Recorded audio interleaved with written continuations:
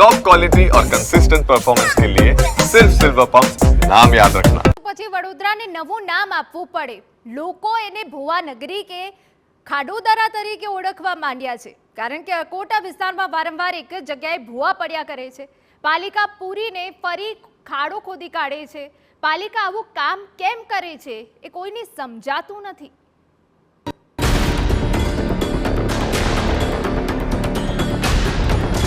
કામ ચાલુ છે, રસ્તો બંધ છે।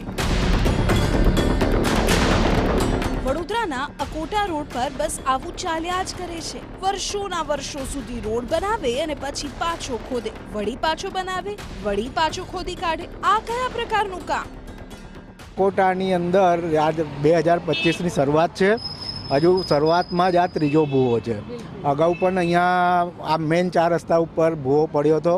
એ મહાકાય ભૂવો હતો। તાજ હોટલની સામે 4 દિવસ અગાઉ ભૂવો પડ્યો અને એનું હજુ સમારકામ થયું નથી અને આ ત્રીજો ભૂવો પડ્યો છે।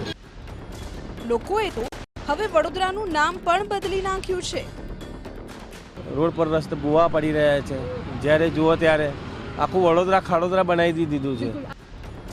લોકોને તમે પૂછો કે આ ભૂવા અને ખાડાવાળા રસ્તા પર બીક લાગે છે તો તેઓ તરત જ કહેશે બીક લાગી રહી છે અને ગમે ત્યારે ગમે તે થઈ શકે છે। અહીંયા કોઈ ઇન્સિડન્સ જ્યારે કે જવાબદાર જે છે વીએમસી છે બરોડાની।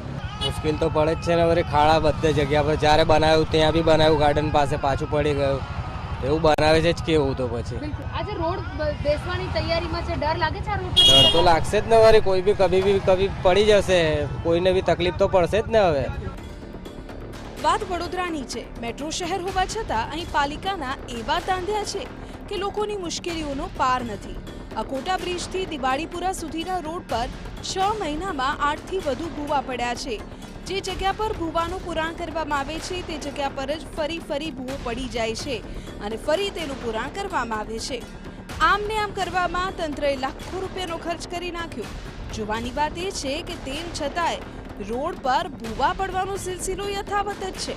મતલબ કે પતંગ પર ગુંદર પટ્ટી લગાવીને ચગાવીએ એવું તકલાદી કામ। કશું જ નથી બરાબર। જ્યારે પણ જોઈએ ત્યારે ખાડા ખાડા જ હોય છે।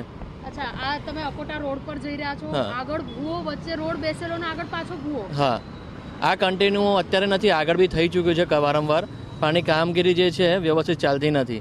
જ્યારે થાય છે ખાલી સાંધા મારીને જવા દે છે કે કામ થઈ ગયું છે એવું બતાવવા માટે। આ તરફ વડોદરા મહાનગરપાલિકાના સત્તાધીશો પાસે કારણો, તારણો અને જવાબ હાજર સ્ટોકમાં છે। જાનહાનિ ન સર્જાય, કોઈ અકસ્માત ન સર્જાય એ સાવચેતીના ભાગરૂપે આ વન વે બંધ કરવામાં આવ્યો છે।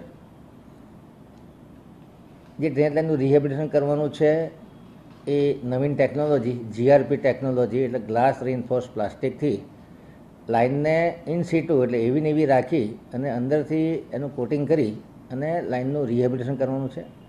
એ બાબતની ટેન્ડર પ્રક્રિયા થઈ ગઈ છે। લગભગ આ કામ 1.5 વર્ષ સુધી ચાલે। જ્યારથી ટેન્ડર પ્રક્રિયા અથવા વર્ક ઓર્ડર આપ્યા પછી 1.5 વર્ષ સુધી ચાલે એવું શક્યતાઓ છે।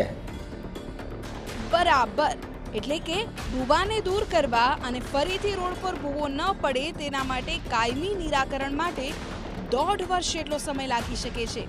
ત્યાં સુધી તો પબ્લિકે હેરાન થવાનું જ છે। જોકે સવાલ એ થાય કે જો આ સમસ્યા ખબર હતી તો પછી અત્યાર સુધી એકને એક રોડ ખોદવા લાખો રૂપિયા ખર્ચ્યા એનું શું? અકોટા રોડ પર છેલ્લા 4 મહિનામાં 4થી વધુ ભૂવા પડ્યા, જેના કારણે વાહન ચાલકો પરેશાન થઈ ચૂક્યા છે। ઉલ્લેખનીય છે કે તંત્ર દ્વારા જે જગ્યા પર કામગીરી કરવામાં આવી રહી છે તે જ જગ્યા પર વારંવાર ભૂવા પડી રહ્યા છે અને આ ભૂવા પડવા પાછળનું કારણ તંત્ર દ્વારા તો જૂની પાઇપલાઇનો બતાવવામાં આવી રહી છે। જે પ્રકારે પાઇપલાઇનના બહાનાઓ હેઠળ વારંવાર ઇજારદારોને ફાયદો કરાવી રહ્યા છે, ત્યારે ચોક્કસપણે જે રીતે કામગીરી થવી જોઈએ, જો લાઈનો બદલવાની હોય તો પહેલેથી અને વહેલેસરથી જ લાઈનો બદલવા માટેની કામગીરી શરૂ કરવી જોઈએ તંત્રએ। પરંતુ કેમ તંત્ર દ્વારા રાહ જોવામાં આવે છે? વારંવાર ઇજારદારોને ફાયદો કરાવવા માટે ફક્ત અને ફક્ત રિપેરિંગ કામ કરાવવામાં આવે છે। આ વાત માત્ર અકોટા રોડની નથી, પરંતુ વિપક્ષના આક્ષેપ મુજબ આખા શહેરમાં ખાડા જેવી પરિસ્થિતિ ઊભી થઈ છે અને લોકોની સુવિધા માટે નહીં, પરંતુ તંત્ર ફક્ત ઇજારદારને કમાવા માટે કામ કરી રહ્યું છે। સ્માર્ટ સિટીમાં ચાલતો સ્માર્ટ ભ્રષ્ટાચાર એ સ્પષ્ટપણે આપણે જોઈ શકીએ છીએ। અધિકારીઓને કામ કરવામાં રસ નથી, એવું લાગે છે? અધિકારીઓને કામ કરવામાં રસ નથી, માત્ર ને માત્ર મલાઈ ખાવામાં રસ છે। કોન્ટ્રાક્ટરો, અધિકારીઓ અને સત્તાધીશો દ્વારા એમની જે મિલીભગત છે એના કારણે આ જનતાને ભોગવવું પડતું હોય છે. વડોદરા શહેરમાં વિકાસમાં ખોટ લાગે છે તેવું તો પ્રજા કે વિપક્ષ જ નહીં પરંતુ મુખ્યમંત્રી અને પ્રદેશ ભાજપ પ્રમુખ પણ ટકોર કરી ચૂક્યા છે. ત્યારે હવે વડોદરા શહેરના મેયર, ચેરમેન, અધિકારીઓ બધા એસી ચેમ્બરમાંથી બહાર નીકળીને જુએ તો લોકોની મુશ્કેલી સમજાશે.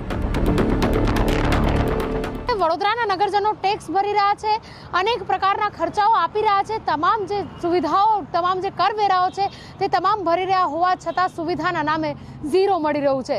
ત્યારે પાલિકાનું તંત્ર આંખો ક્યારે ખોલે છે, બજેટમાં નવા કામોની જગ્યાએ પ્રાથમિક સુવિધાના કામોને ક્યારે પ્રાધાન્ય આપે છે તે જોવું પણ અહીંયા તેટલું જ મહત્વનું રહે છે. કેમેરા પર્સન રોહિત ગોયલ સાથે અંજલિ, TV9 વડોદરા.